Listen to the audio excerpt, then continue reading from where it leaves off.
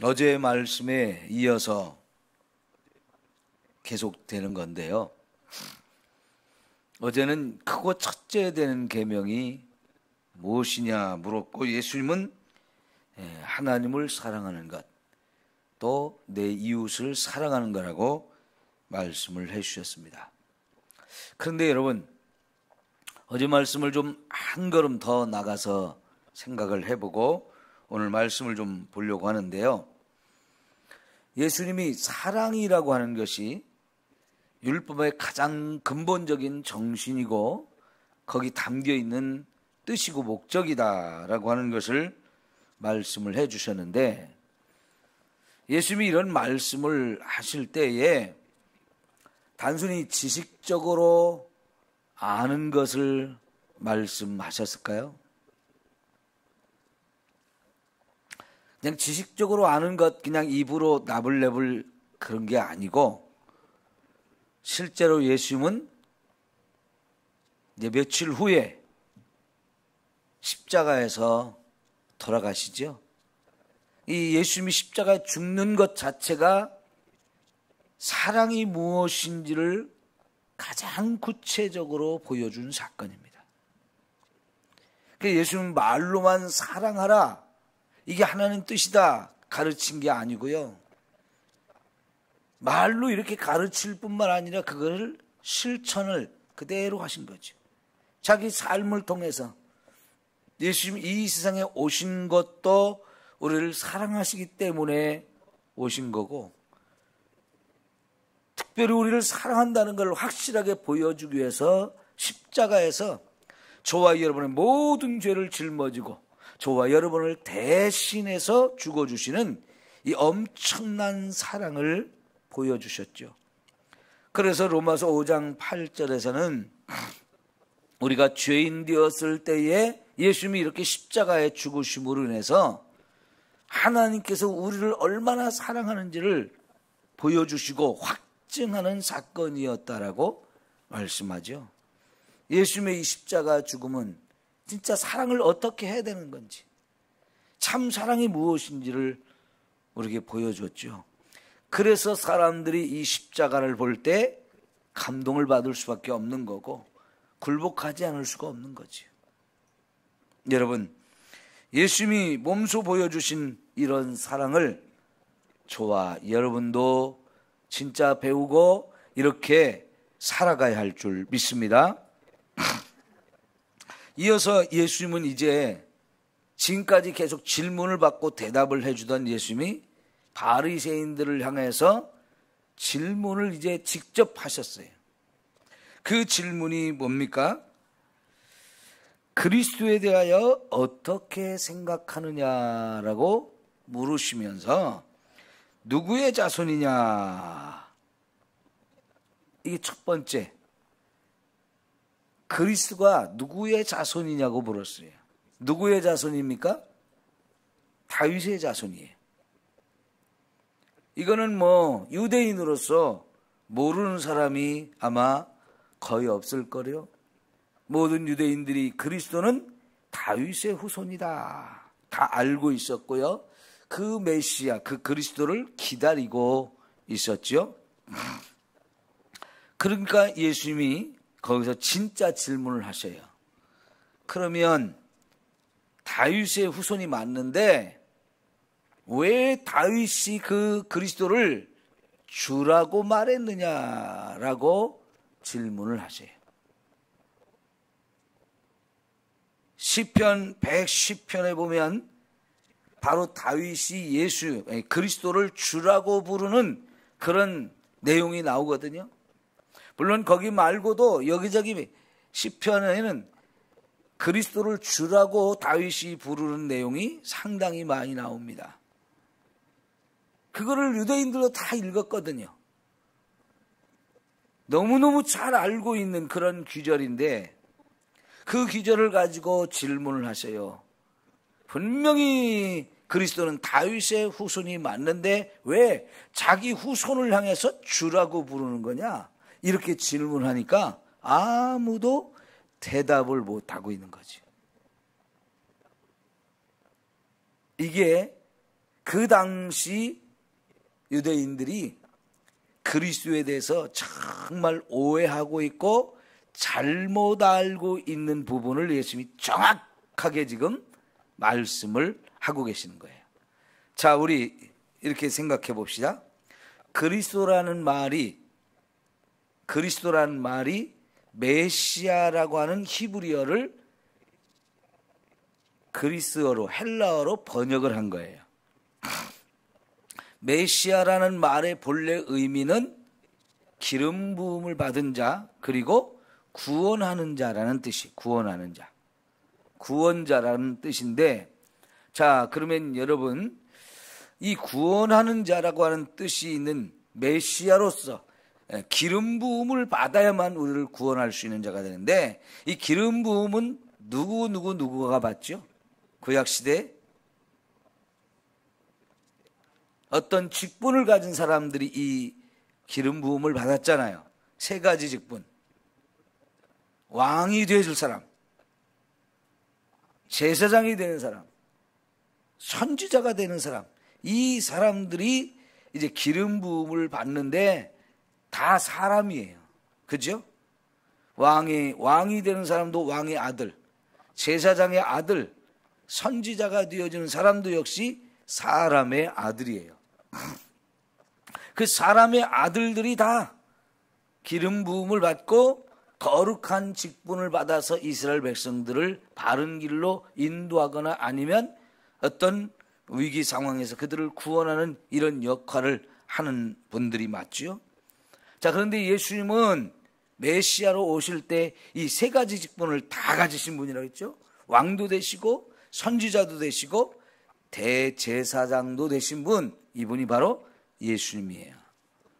자, 근데 유대인들은 그리스도는 다윗의 후손이라는 걸 너무나 잘 알고 있어요. 그래서 예수님 부를 때 다윗의 자손이라는 말도 상당히 많은 사람들이 했단 말이죠.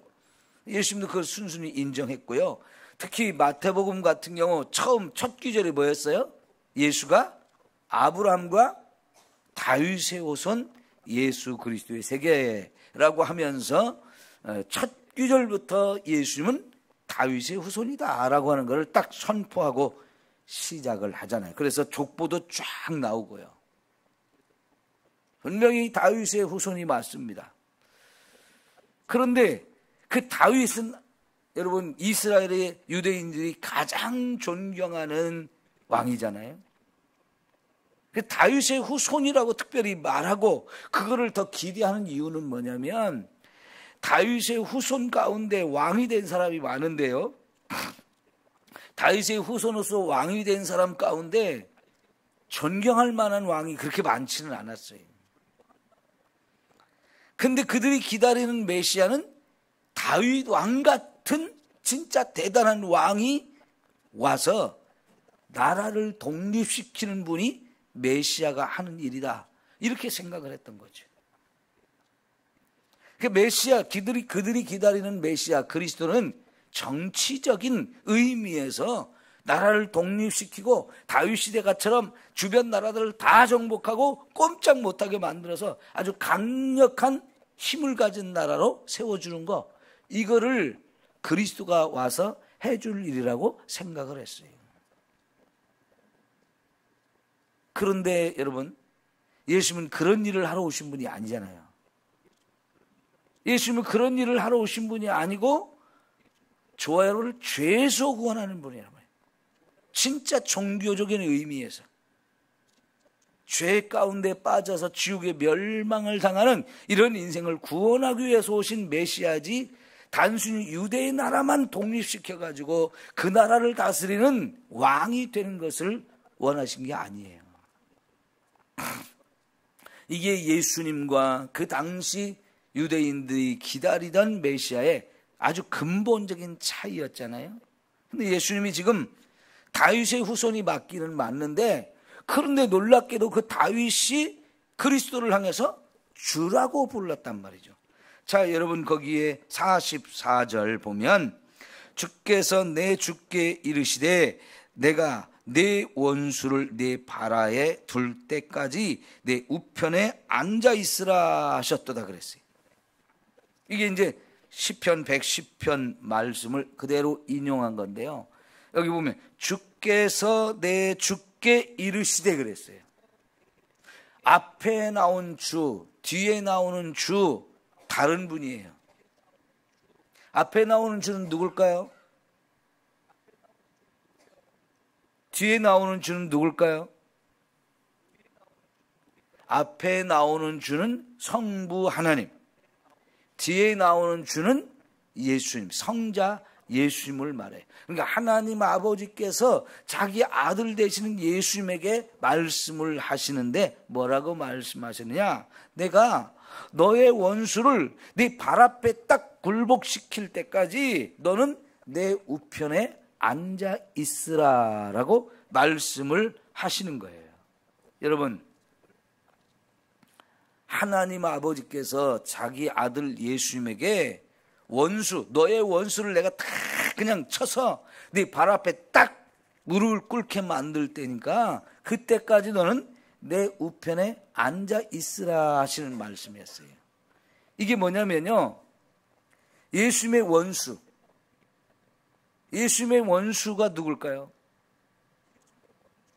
마귀를 비롯해서 마귀를 뒤따르면서 예수님을 거역하고 대적하는 세상의 모든 사람들을 말해요. 그 원수들을 하나님이 분명히 다 예수님의 발 앞에 다 무릎을 꿇게 만들어 주신다는 거죠. 그때까지 예수님은 뭐 하라고요? 하나님 보좌 우편에 앉아서 앉아있으라고 하는데 그 자리를 앉는 이유가 뭐냐면 하나님과 동등된 권세와 영광과 능력을 가졌다는 뜻이에요. 우편에 앉는다는 게. 여러분, 이 보좌, 하나님 보좌 우편에 앉는다는 것이 장소적인 의미를 말하는 게 아니고요. 그 자리는 권세, 능력, 영광을 가진 자리를 뜻하는 거예요. 그래서 하나님 보좌 우편에서 하나님과 똑같은 권세와 영광과 능력을 가진 하나님, 그래서 그 자리에서 온 세상 모든 만물을 통치하고 다스리는 그 일을 하라는 거예요. 그러면 여러분, 이 다윗이 지금 하나님 아버지께서 예수님께 하시는 말씀을 듣고 지금 이렇게 기록한 거예요. 근데 이걸 성령의 감동을 받아서 이거를 하나님이 보여주셨고 다윗이 그것을 보고 기록을 했는데 하나님 아버지에게도 주라고 부르고 있고 그 아들 되시는 분한테도 주라고 부르고 있는데 그 아들 되시는 분이 결국은 다윗의 아들로 태어나서 다윗의 후손으로 태어나서 저와 여러분의 그리스도가 되셨죠. 자, 이 이야기를 잘 보셔야 되는데 예수님이 이 말씀을 하시는 이유는 뭐냐면요, 그때 당시까지만 해도 모든 사람들이 예수님을 사람의 아들 다윗의 후손으로만 알고 있었단 말이에요. 그런데 어느 순간 예수님이 하시는 일들을 보니까 이거는 사람이 하는 일이 아니에요. 사람이 할 수 있는 일을 하는 게 아니에요. 하나님만 하실 수 있는 일들을 하시잖아요. 물 위를 걷는다든가 바람과 파도를 꾸짖으니까 잠잠해진다든가 병든 자들을 그냥 딱 손만 대도 말씀만 하셔서 탁탁 낫는다든가 죽은 자를 다시 살린다든가 오병이어의 기적을 일으킨다든가 이런 것들이 다요 사람의 아들, 사람이 할 수 있는 일이 아니었어요. 그런 일을 볼 때마다 사람들이 저가 누구에게 이런 일도 일어나는 거지? 그러면서 한 걸음 더 나가서 저는 하나님의 아들이 맞다. 하나님의 아들이 맞다. 이런 얘기들을 계속하는 거예요. 그래요, 여러분. 예수님은요, 지금 바리새인들에게 이런 질문을 하면서 깨닫게 해주고자 하는 것이 뭐냐면 너희들이 그리스도에 대해서 생각하는 건 잘못됐다는 거예요. 다윗의 아들이라는 건 맞는데 그 다윗의 아들로 오는 분이 사실은 사람의 아들만 되는 게 아니고 하나님의 아들 되시는 분이다. 그러니까 인성과 신성 두 가지를 다 가지신 분으로서 완전한 인간이며 완전한 하나님이다. 그분은 이 세상에 사람의 아들로 태어나기 전에 이미 하늘에서 하나님과 함께 계시던 하나님의 아들이다. 근데 빌립보서 2장에는 하나님과 동등되신 그분이 본질상 하나님의 형상 되시는 분이지만 그분이 하나님의 그 아들 되는 그 하나님의 자리를 내려놓고 자기를 비워서 사람의 아들로 태어났고 종의 자리까지 낮아지면서 십자가에 죽기까지 복종해 주셨다. 그런 말씀하시잖아요. 그런데 그 아들 예수를 다시 하나님께서 높여주셔가지고 본래 그 하나님의 자리로 다시 서게 하시고 하늘에 있는 것, 땅에 있는 것, 땅 아래에 있는 것 모든 것이 다 그 앞에 무릎을 꿇고 주라고 시인하게 만들어주신다 그랬죠. 그러니까 예수님은 이 땅에 오시기 전부터 하나님의 아들 맞으시죠. 근데 여러분, 이 바리새인이나 제사장들이 예수님을 그렇게 죽이려고 했던 가장 큰 목적이 뭐였어요? 가장 큰 이유가 예수가 하나님의 아들이라고 하는 거, 그것 때문에 신성모독죄를 범했다고 그걸 가지고 죽이려고 했던 거예요. 여러분, 북한에 가면 가장 큰 죄가 뭘까요? 김일성, 김정일, 김정은 국가 최고 지도자거든요. 그런데 그 최고 지도자들을 하나님의 자리까지 높였어요. 민족의 태양, 김일성 원수님 뭐 이러면서 아주 최고의 자리로 올려놨잖아요. 하나님의 자리로 올려놓은 거예요. 그 하나님 자리에 올려놓은 김일성 3대 이것들을 모독하면 그게 최고 큰 죄예요. 그것처럼 여러분, 유대인에게 있어서 하나님의 이름을 모독하는 것은 신성 모독죄이기 때문에 가장 큰 죄이고요. 이거는 진짜 사형에 해당하는 거예요. 근데 예수님이 내가 하나님의 아들이야, 내가 하나님과 내가 하나야, 이런 이야기를 하니까 예수님의 진짜 하나님의 아들 되심을 인정하지도 믿지도 않으니까 자꾸 그것 때문에 죽이려고 했던 거예요. 그런데 지금 오늘 말씀을 보니까 그럼 왜 다윗이 그 그리스도를 자기의 후손되는 것이 분명한데 주라고 부르느냐, 이거 앞뒤가 안 맞잖아요. 다윗이 늙어가지고 망령 들어서 하는 얘기냐? 아니죠. 분명히 여기 말씀하시기를 다윗이 그 말을 성경에 기록한 것은 성령의 감동을 받아서 기록한 것인 거죠. 그렇게 다윗이 이렇게 그리스도를 주라고 했다는 것은요, 최고의 왕인데 그분이 주라고 할 수 있는 분은 누구밖에 없어요? 하나님밖에 없어요. 다윗이 이 자신의 후손으로 오는 분을 주라고 말할 때 그것은 인간적인 이야기로는 상식적으로 할 수 있는 얘기가 아니잖아요. 그것도 먼 후손인데 500년 후손인데 어떻게 그 후손에게 주라고 할 수가 있겠어요? 그거는 사람이 아니고 하나님을 향해서 말할 때 주라고 고백할 수 있는 건데요. 진짜 다윗은 주라고 고백했잖아요. 하나님 아버지가 자신의 아들 되시는 예수님에게 주라고 이렇게 말씀하고 있는 것을 다윗은 보았단 말이죠.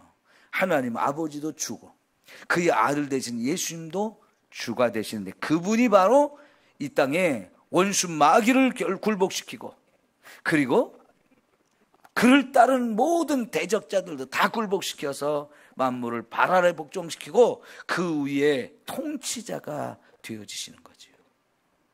이분이 바로 그리스도이고 이분이 바로 그들 앞에 서 있는 예수님이라는 거죠. 그러니까 이걸 깨닫지 못하고 있던 이 바리새인들이요, 성경 박사들이잖아요. 그죠? 성경 박사들이 한마디도 못하는 거예요. 왜? 그 말을 깨닫지 못했으니까요. 읽기는 읽었지만 성경 박사라고 하지만 예수님의 질문 하나를 대답을 못해가지고 꿀먹은 벙어리가 된 거예요. 그래서 그날 이후로는 어떤 누구도 예수님 앞에 와서 시비 못 걸고 질문을 못하고 이러고 있는 거예요. 여러분, 성경은 지식으로 아는 게 아니고 진리입니다. 진리. 진리와 지식은 달라요. 지식은 사람으로부터 시작된 거예요. 그러니까 사람이 알고 있는 거 전해주고 자녀들이 가르치고 후손들이 가르쳐서 선생이 먼저 난 사람이 나중 낸 제자를 삼아서 나중 낸 사람 제자 삼아서 가르쳐주는 게 지식이에요. 그렇게 해서 배우는 게 지식이에요. 그건 다 사람으로부터 비롯된 거지요. 근데 지혜는 뭐예요? 여호와를 경외함이 지혜의 근본이다 그랬잖아요. 지혜, 진리, 이거는 하나님으로부터 시작된 거예요. 아무리 많은 지식을 가졌어도요, 지혜는, 진리에는 미치지 못하는 거죠. 근데 지금 예수님이 하신 말씀, 예수님 자신이 진리가 돼요. 진리를 알지니 진리가 너희를 자유케 하리라 하시는데, 내가 곧 진리다, 그런 말씀이에요. 나를 알면 자유를 얻는다. 여러분, 세상에 아무리 많은 지식을 가진 사람이라도요, 진리 대신 예수님을 알 수가 없어요. 어떤 사람이, 어느 목사님이 일찍 깨달은 게 뭐냐면, 자기가 지식적으로만 성경을 막 연구하고 많이 읽고 책을 읽고 그래가지고 하나님을 알려고 했다는 것이 얼마나 어리석고 잘못된 건지를 알았다는 거예요. 여러분, 공부를 많이 하면 예수님을 알 수 있을까요? 우리나라 박사님들이 많거든요. 박사님들이 한 4분의 3은 다 예수 믿는 사람입니다. 네? 박사 학위를 받은 사람들이 한 4분의 3 정도는 예수 믿는 사람들이에요. 참 놀라운 일이죠. 근데 여러분 생각해 보세요. 어떻게 그 박사님들이 예수를 믿게 됐을까? 세상적으로 보면 예수를 안 믿을 사람 같잖아요. 공부를 가장 많이 하고 가장 이성적인 사람들이기 때문에 이성적으로 지식을 연구해 가지고는 절대로 예수를 못 믿는데, 이상하게 그렇게 공부를 많이 한 사람들이 예수님을 가장 많이 믿고 있어요. 근데 그들이 지식으로 연구해 가지고 예수님을 찾아가고 발견해서 예수님을 믿게 된 걸까요? 절대 그렇지 않습니다. 예수님은요, 공부 많이 하고 머리가 좋고 지식이 많다고 해서 깨닫는 분이 아니에요. 예수님은 진리이기 때문에 만나야 되는 거예요. 진리 대신 예수님을 믿어야 되는 거예요. 공부해서 발견해가지고 깨닫는 게 아니고요. 머리 좋은 사람이 깨닫는 게 아니고요. 예수님을 만나야 되는 거예요. 만일 우리가 지식으로 공부해가지고 예수님을 깨닫게 되어주고 만난다면, 여러분, 예수님은 우리 머리보다도 작은 분이에요. 우리가 가진 지식 안에 들어오는 지극히 작은 분에 지나지 않아요. 근데 예수님은 우리 지식으로, 머리로, 이성으로 깨달으시는 분이 아니에요. 우리를 훨씬 뛰어넘은 크고 놀라운 분인데, 그거를 내가 연구해가지고 공부해가지고 알 수 있다? 이거는 교만이거든요. 이 바리새인들이 아무리 성경을 많이 알고 있는 박사라 할지라도 예수님의 질문 하나를 대답할 수 없는 심히 무지한 자거든요. 자기들의 머리로, 자기들 알고 있는 지식으로 예수님을 사람이다, 아니다, 하나님이다, 아니다, 이거 따져가지고 될 수 있는 문제가 아니거든요. 그러니까 못 믿는 거예요. 그런데 여러분, 예수님이 십자가에 죽으셨다가 부활하시고 난 다음에는 완전히 바뀌었어요. 성령께서 오셔서 그들에게 믿음을 주시니까 사도행전의 가장 놀라운 기절 중에 하나가 허다한 제사장의 무리도 예수를 믿게 되었다. 그 도에 굴복하게 되었다는 게, 여러분, 놀라운 일 아니에요? 우리가 앞부분에 사두개인들이 찾아와서 부활을 못 믿고 부활을 믿지 않기 때문에 예수님께 부활에 대해서 질문했던 적 있잖아요. 근데 그 사람들이 예수님이 부활한 다음에 성령께서 오셔가지고 그들이 믿음을 주니까요, 그렇게 예수님의 부활을 안 믿던 사람들이 부활한 예수님을 메시아로 이제 인정하게 돼요.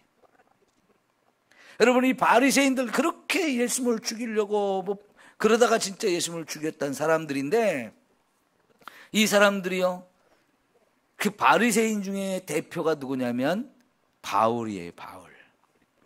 그렇게 예수님을 인정하지 않고 예수는 신성 모독자고 절대 믿어서는 안 되는 사람, 믿는 사람들 다 죽여버려야 될 사람들, 이러면서 쫓아다니는 사람이 예수님을 만나고 나니까 완전히 바뀌어졌죠. 그래서 내가 예수님을 알기 전에 알았던 모든 것, 그건 다 배설물과 같은 거였다. 그래서 나 버렸다. 그리고 이제 내가 알기 원하는 걸 오직 예수님 한 분만 알기를 원한다. 그거였잖아요. 여러분, 예수님은 우리 지식으로 알 수 있는 분이 아니고요, 그분이 진리 되신 분이기 때문에 진리는 만나야 돼요. 믿어야 돼요. 그러면 모든 것이 다 깨달아져요.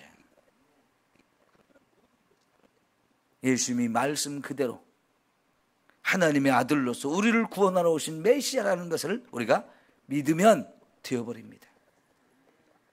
내가 가진 이 작은 머리로 예수님을 발견하고 연구하고 공부해서 뭘 알아버리라? 이거는 정말 어리석고 미련한 인생인데, 지금도 그런 생각을 가지고 예수님이 인정하지 않고 믿지 않는 사람들이 얼마나 많아요. 예수님은요, 죽은 자의 하나님이 아니고 산 자의 하나님입니다. 그러니까 죽어도 다시 살아요. 근데 예수님도 죽었다가 다시 살으신 분이에요.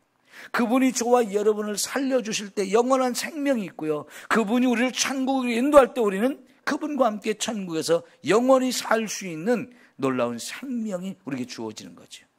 이걸 뭐 지식으로 공부해가지고 우리가 알 수 있는 게 아닌 거지요. 예수님은 하나님의 아들, 우리를 구원하러 오신 메시아.